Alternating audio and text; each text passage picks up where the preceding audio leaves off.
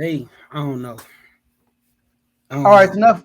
So I know Fofo, you got a 44-point lead over these guys. Point victory, 76ers, right? 76. So right down, J-Mo. So we're gonna be all script with this one, all right? We Mm-hmm. about to just, for those who know better, to kick the bobo. All right, you feel me? Right with 76ers, all right?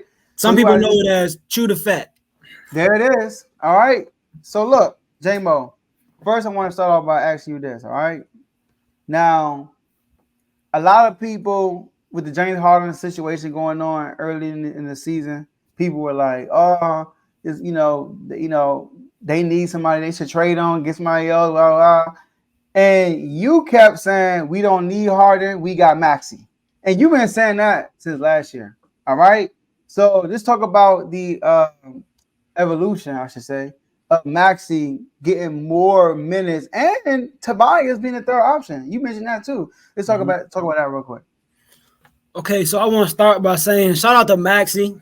Maxey, every time Maxey gets interviewed about James Harden or about how he's gotten better as a player, almost every time he shows love to James Harden. He says that James Harden was a big reason of his growth as a basketball player, the decisions he makes on the floor. So shout out to Maxey for keeping it real and telling the whole world that, like, I know James Harden got his feud with Daryl Morey, but when he was here, me and him, he showed me a lot. So Maxey, you a good man, Maxey. But with that being said, best duo in the league, highest scoring duo in the league, and Embiid almost leading us in assists. Maxey 6.9, Embiid 6.6. I mean, Joe, you can't get the assist if your guys don't make the shot. You get what I'm saying? So if guys not making a shot, you only gonna average 3-4 assists. So anyway, yeah, Maxey, man. I've been like you said, I've been saying this since last year. 2 years in a row, he's averaged 20 points per game in the playoffs as a third option.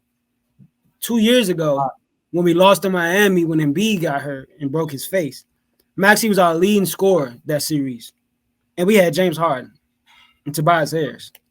You know what I'm saying? So I always thought that the reason why James Harden led teams fall on their face is because he controls so much of the offense.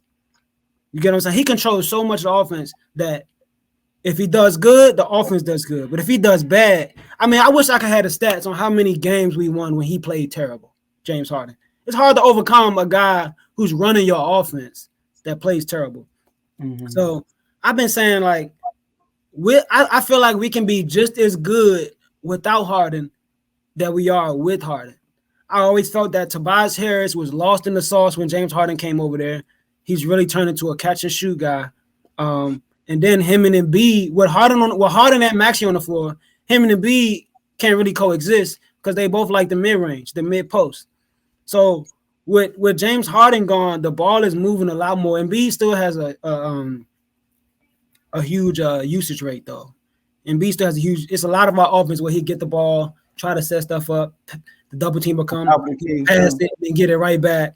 You know what I mean? So a lot of the offense is that, but the ball is moving a lot more. Embiid has so much confidence in these guys. When he passed the ball, they shoot it. And that's how I kind of feel like with Jokic sometimes too. You watch Denver play, they shoot when he passed the ball. You know what I'm saying? Sometimes they don't even be open for three, and when they catch it, they'll shoot it. It seems like they shoot it just because Jokic passed it to him. So that's how. Yeah, that's how I feel like with Embiid. Like when Embiid passed the ball, they shoot the ball. I can't say enough about the Kelly Oubre pickup. I mean, he ain't playing right now.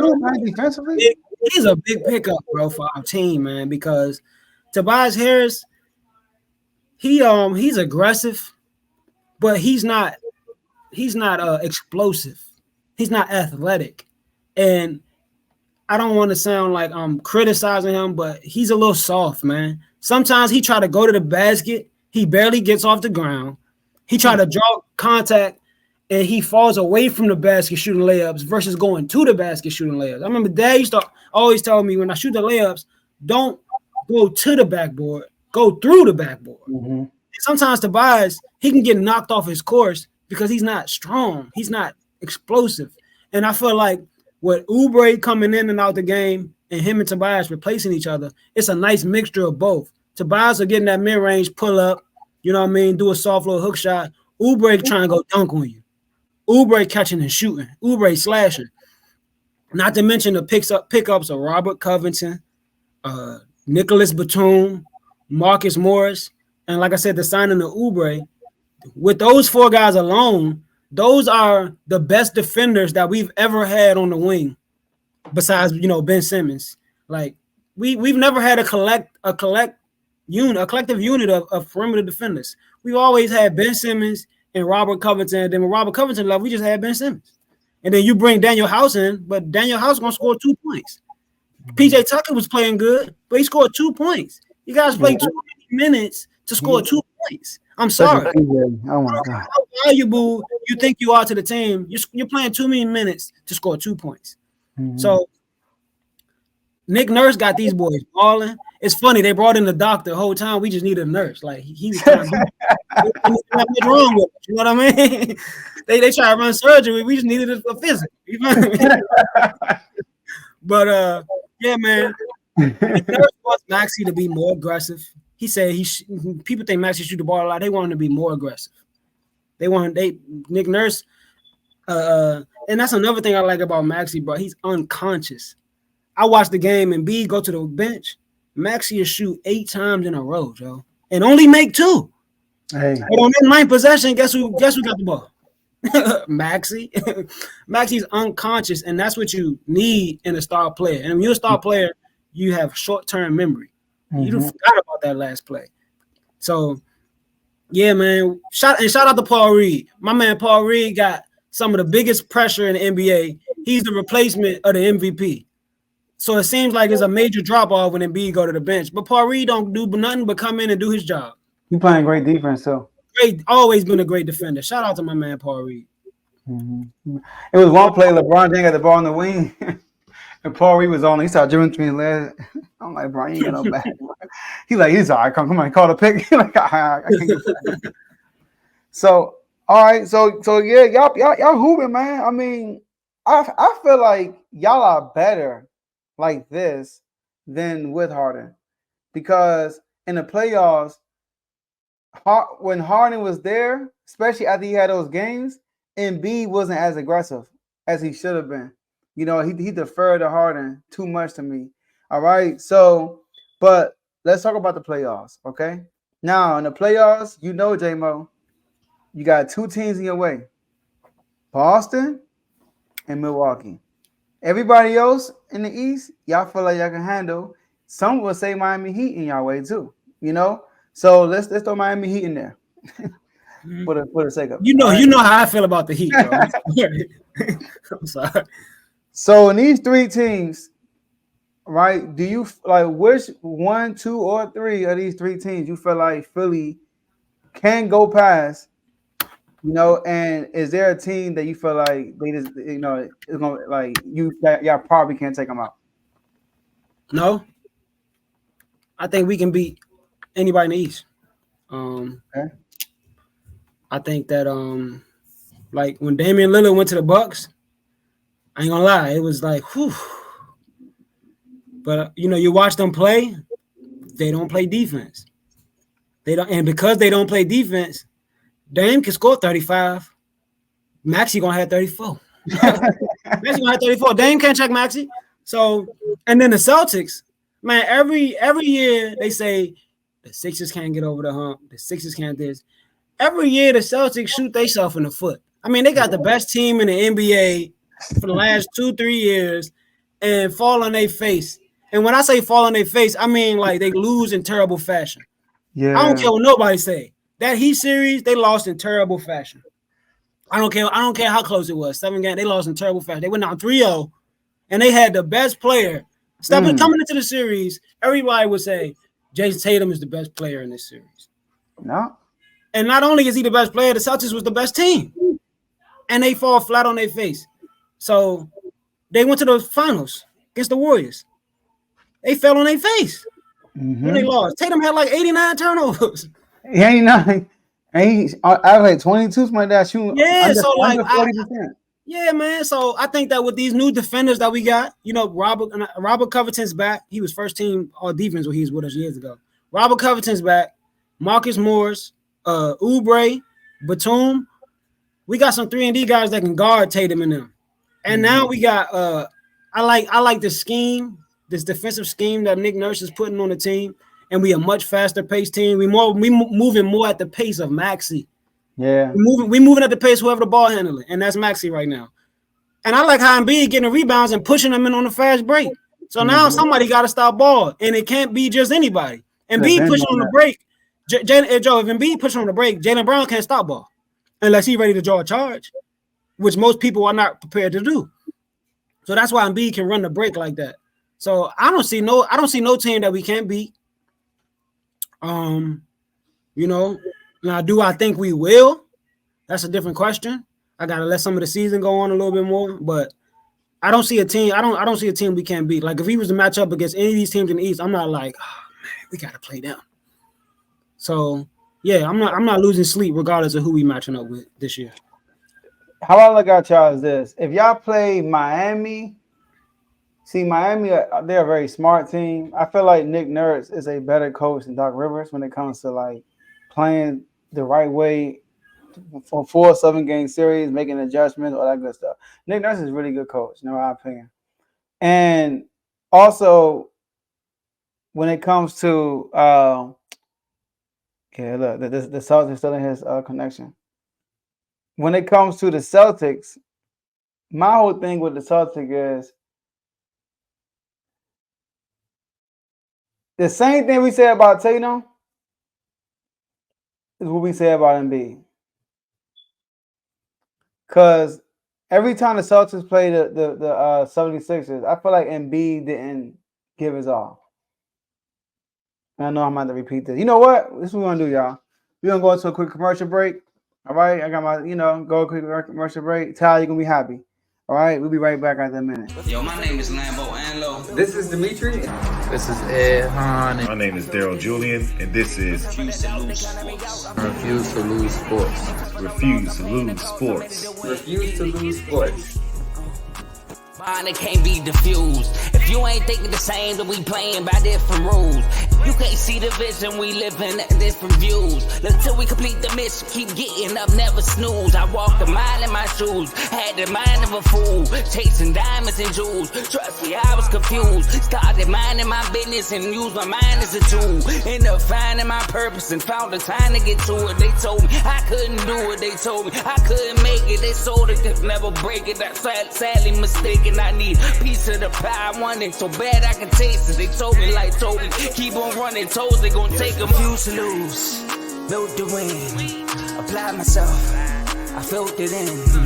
No time for the doubt, they counted me out. I'm getting it in, yeah. No time for no loss, I pay for the cost. I'm winning to win, yeah. Refuse to lose, I'm built to win. Apply myself, I felt it in. No time for the doubt, they counted me out. I'm getting it in, yeah. No time for no loss, I'm paying the cost, I'm ready to win, yeah. Refuse. All right. So look, J-Mo, what I was saying, all right. When it comes to y'all and the Celtics, the same thing I be saying about Tatum, I find myself saying the same thing about Embiid. Yep. Whenever y'all play this, I feel like he leaves too many plays on the floor. I feel like he does. Yep. If y'all play Milwaukee, I feel like he's going to perform because he has somebody that plays his position. Mainly, somebody that's in the front court like him, and that he going to have to go out. Because he can guard Giannis, and Giannis ain't going to guard him. But he can guard Giannis, right? So I feel like Giannis is going to bring the best out. Like, we might see the Embiid's best series against if they play the Bucks. Mm-hmm. And then when it comes to Miami is always tricky. Like, I never know what to expect from the opponent when Miami plays them. Because Miami's going to be smart. They're going to make the right play. But the difference between y'all before, like you said, you got them wing players. You got Batum, you got Robert Covington. Shoot, you even got Morris, right? You got, you got guys, right, on the wing. Kelly Oubre, so you got guys on the wing who can not only hit the three but play defense. So That's gonna help out with the Celtics too. So I think y'all are better now than y'all were last year with James Harden, in my opinion. Because James Harden didn't really bring to the table what like this all these extra pieces y'all have that fit y'all. It wasn't worth not having that in James Harden. You know?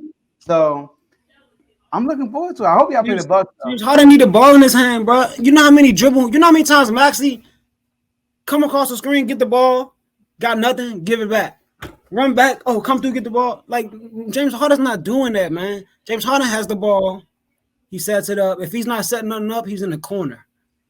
You get what I'm saying? We playing 5-man ball now, man. We moving the rock. And the defense is immaculate. I wish we clipped up the play with Pat Bev strap Austin Reeves. Yeah, he was talking trash on him too. Our defense is great, bro. Like, because we have one of the best rim protectors in the league. And normally the rim protection stands out a lot because you don't have good perimeter defenders. You know what I mean? Guys going right past the Lakers defenders and AD swatting everything. Guys going right past the Jazz defenders and Rudy Gobert swatting everything. That's how it is. That's how it is with the Sixers, man. We have one or two guys that play defense, but for the most part, people penetrating, going to the cup, and Embiid got a challenge. That's why Celtics, they shoot a lot of threes against us, bro, because they drive and kick all day because they know Embiid trying to chase it down. Hey, look, what you said is true. Y'all defense is balling. Like I said, Paul Reed even come in the game and play some good defense too. Yeah. And look, Pat Bev, right? This is what he said. He said to my Austin Reeves, remember last year Austin Reeves hit him with the too small. Remember that? Yeah. He said, how dare you come in Chicago in my hood and hit me with the too little and don't think that I'm going to come at your neck. You know, so he said that. So he said, every time I see the Lakers until I retire, whatever team Austin Reeves is on, I'm on his A. Austin Reeves don't want that smoke, bro. That ain't got nothing to do with basketball. I don't know. Austin Reeves don't want that. He said because of what he did last year. He said every time I see the Lakers until I retire, or whatever team Austin Reeves is on. That's funny. He said every time I see the Lakers or whatever team Austin Reeves. That's hilarious. Man. But yeah, so all right then, J-Mo. Yeah, man, we the best duo in the league. You can't name me another duo that has a valid argument right now. I mean, Devin Booker and Kevin Durant, probably. But go ahead. Are they playing? Are they playing? How many games they play together? They ain't play a lot together. They playing any mini money mo right That's now. The best 1-2. It's some good duos though. You got them two. No, you got Brandon Ingram and Zion. You got who else you got? Still got the Celtics duo, of course. Celtics duo, Luka and Kyrie. I mean, you got to count down, guys. You know, man, you got my people Fox and Sabonis. Yeah, but I want to stay with the best duo though, because Sabonis ain't gonna match, you know, like the other superstars. Yeah, that's what I'm saying. So he has a cap. Now he's gonna have his games when he's gonna have like 32, 16 rebounds to 11 assists. He be doing that. Like when we play Pool, come on, Tomo. Pool and Kuzma. If you're gonna go to the circus, all right, Pool and Kuzma. But it's a lot of good duos. Best duo to hit the club with, maybe. No, for real, probably though. Joe Pool party, funnest on the world, right? Club. He party super fun. I do think the best duo though is if they fully healthy is easily KD and Book. I need KD and Book. Oh yeah, you could say like, you know, the two, yeah. But we talking about the way everybody playing right now. We the best duo. Right now I'm actually they haven't played enough games together for me to say that. Because even in the looking at the playoffs, Book he benefits so much of Kevin Durant. Just Kevin Durant's presence. It's just you leaving Book on the island, and he just be like they be double like the Clippers. They kept doubling KD. Man, Devin Booker was breaking records in percentage wise. Yeah, and then the thing about Devin Booker, bro, he don't even like create separation or cross you over. He just get to a spot and rise up. And he's smart. He do nothing extra. Nope. Now, you know, some people, you know, they make a move, get past you, and they bring it back. Do a little extra. Devin Booker, he like you say, get to a spot, or if it's an open lane, he get to that and he score. Like he don't do nothing extra. You leave him in any space. He's a smart player, man. And then I think playing with Chris Paul definitely helped him with his vision on that stuff. Of course. Helped everybody. Yes. Help SGA. Man, facts. Man, look at shoot. I mean, not just vision, but as a player. I mean, look at like I didn't know Mikal Bridges was gonna go to the Brooklyn and start going off like that. Oh yeah, Mikal. See, that's the thing. People get to the league, they get a role. He was a bucket at Villanova. Yeah, see, and that's Monty Williams right there. I mean, maybe we drafted him. Yeah, I remember that. Yeah, you remember you told me that. Yeah.